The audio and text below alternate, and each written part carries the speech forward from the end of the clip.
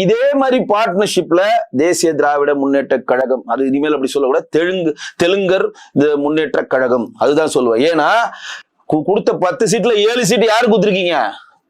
தெலுங்கு சமுதாயத்தை சேர்ந்து கொடுத்துருக்கீங்க. அப்ப விஜயகாந்தனுடைய பிரதான அவருடைய கொள்கை என்ன தெரியுமா? அவருடைய லோகோவே என்ன தெரியுமா? தமிழன் என்று சொல்லடா, தலை நிமிர்ந்து நில்லடா. அவருடைய ஹாஸ்பிட்டல் இருக்கு, விஜயகாந்த் மருத்துவமனை போய் பாருங்க, இதுல இருக்கு, சாலிகிராமத்துல இருக்கு, இப்ப இல்ல, மேலே போட்டிருப்பாரு, தமிழர் என்று சொல்லடா, தலை நிமிர்ந்து நில்லடா. தன்னுடைய பெயர், தன்னுடைய 100வது நாள் படம் கேப்டன் பிரபாகர்ல மேதகு கேப்டனுடைய பிரபாகரனுடைய மரியாதை காரணமாக விஜய பிரபாகரன் தூய தமிழ் பேர் வச்சாரு தன்னுடைய மகனுக்கு. 2வது மகன் என்ன பேர் வச்சாரு? தூய தமிழ் பேர் சண்முக பாண்டியன், ஒரு அரசரோட பேர் வச்சாரு. இதுவரையும் தமிழ் திரையுலகில, நான் திரையுலகத்தை சேர்ந்தவன் சொல்றேன், ஒரு நடிகர் கூட மாற்று மொழி படத்தில் நடிக்காம இருந்தது இல்ல. சிவாஜில இருந்து, எம்ஜிஆர்ல இருந்து, ரஜினில இருந்து, கமல் இருந்து 100ல இருந்து 120 படம் நடிச்சிருக்காரு. ஒரு வாட்டி கூட ஒரு தெலுங்கு படம் நடிச்சதுல, மலையாள படம் நடிச்சதுல, கன்னட படம் நடிச்சதுல, ஹிந்தி படம் நடிச்சதுல. அவர் நடித்த மொத்த படமும் தமிழ் படம், தமிழ் மேல் உள்ள பற்று.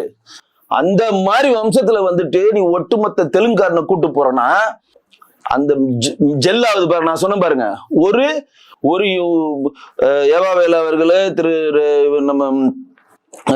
நம்ம அவர் பேர் என்ன, KN நேரு அவர்களு, இவர் நம்ம சேகர் பாபு அவர், இதே மாதிரி இன்னும் என்ன 13 பேர் இருக்கிறாங்க, தனியாக நேரங்களை சொல்றதுக்கு. இவங்க எல்லாம் சேர்ந்து இதுல தொழில் முறையா பார்ட்னர்ஷிப்ல வராங்க.